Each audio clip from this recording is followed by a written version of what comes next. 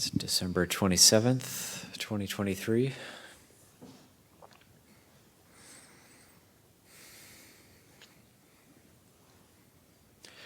And the year's coming to an end, and Winter Retreat Crew is coming together and almost complete. And just a few Winter Retreat Crew members still missing. And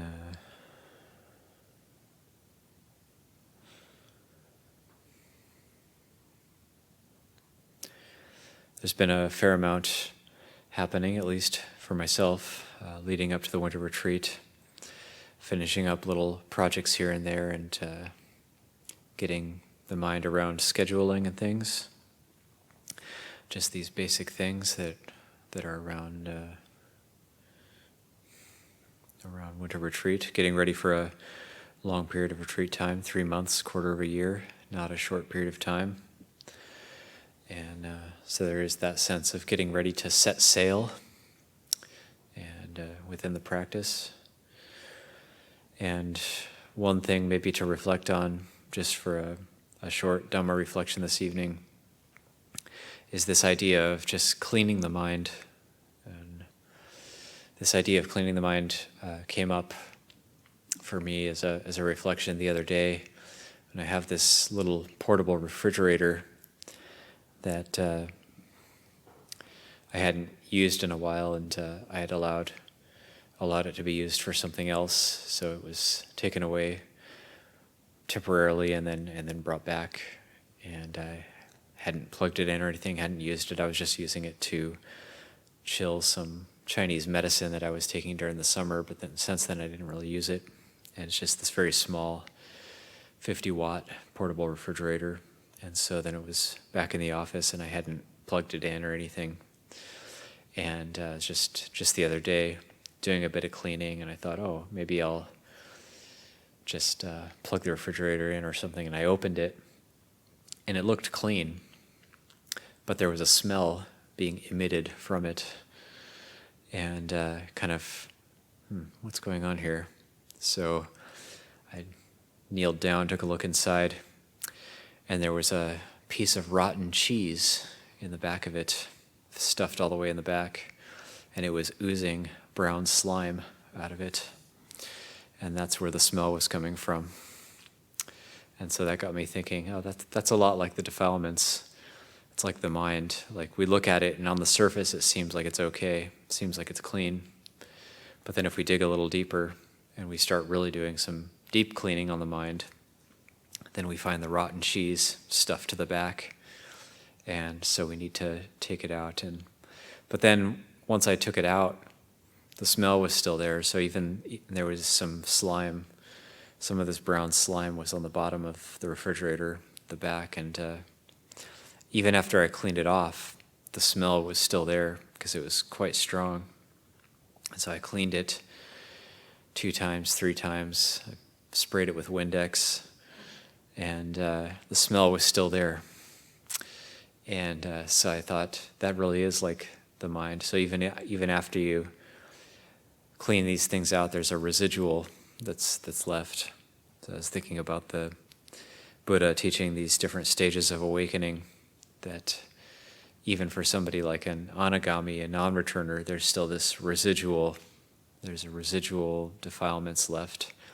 It's the big rotten thing was taken out, but there's still a smell there. So I sprayed it with Windex, wiped it down a few more times, and eventually the smell was almost 100% gone. But it took some work.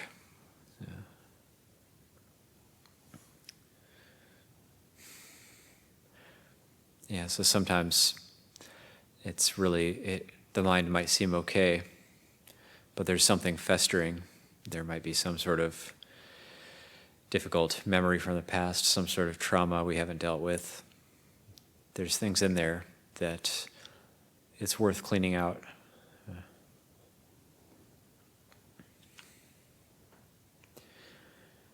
And there's things in there even that are toxic, that are going to do harm to us.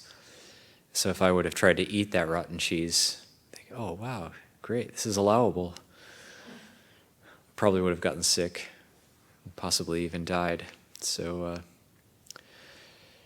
there's things in the mind which are not good to get involved with.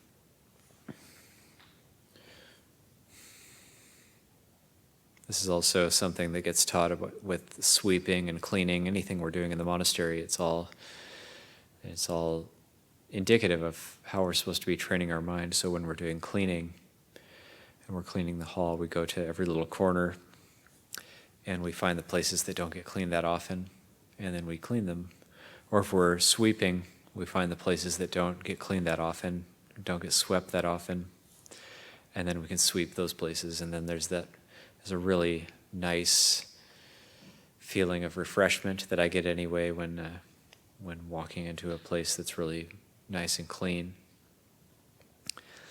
or just when I'm able to clean my kuti, or when I'm able to clean a place that hasn't been cleaned for a while, I feel very refreshed afterwards, after doing that.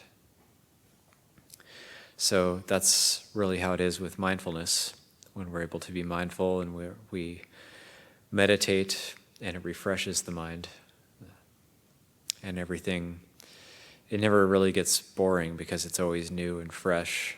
There's always a fresh perspective. There's always some grist for the mill. There's always something to be mindful of. There's always something to look at with the mind. There's always something to tend to. So there's that sense of refreshment when we practice. So if we're looking forward to a period of winter retreat, those of us who are going to be here for the whole 3 months, then, or those of you who will be coming on a regular basis, then we can be preparing the ground at this time. And it's like Ajahn Sek saying the other day when we had the Q&A session with him, like the defilements aren't waiting for the retreat. So they're here now, so we still need to work. Even now, we still need to prepare the ground and still need to cultivate mindfulness even now. We don't necessarily need to wait for the retreat. But the retreat will be more of a focused time where we have much more time. Don't have the monastic community won't have the work period, and things will more or less be more quiet, more conducive to further settling of the mind. We prepare the ground now, so we can start that cleaning process now, and just kind of take a look, take stock of things, what needs to be done.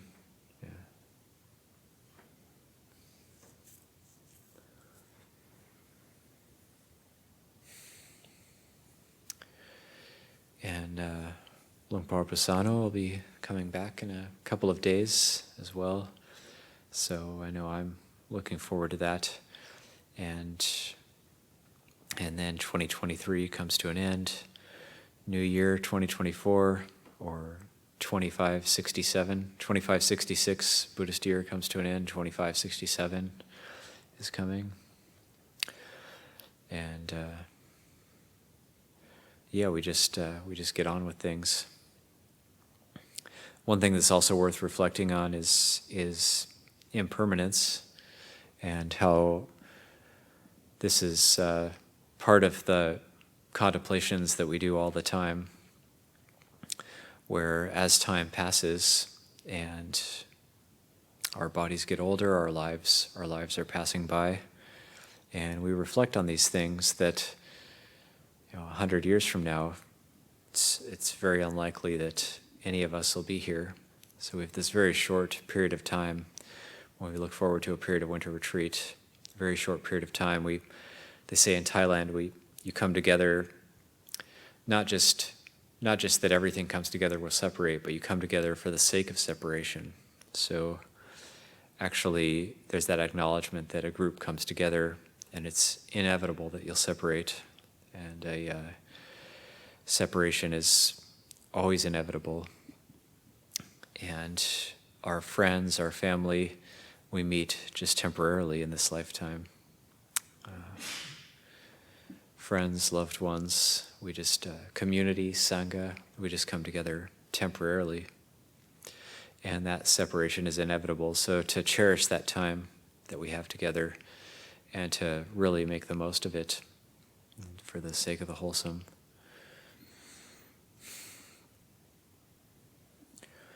So, because it has been a bit of a busier time, I won't go on for longer than that this evening.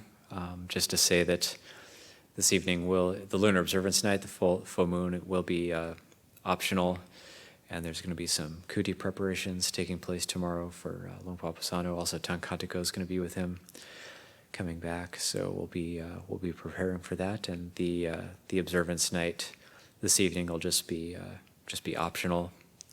And so there will be a truck going up after this for anybody who wants to ride up the hill.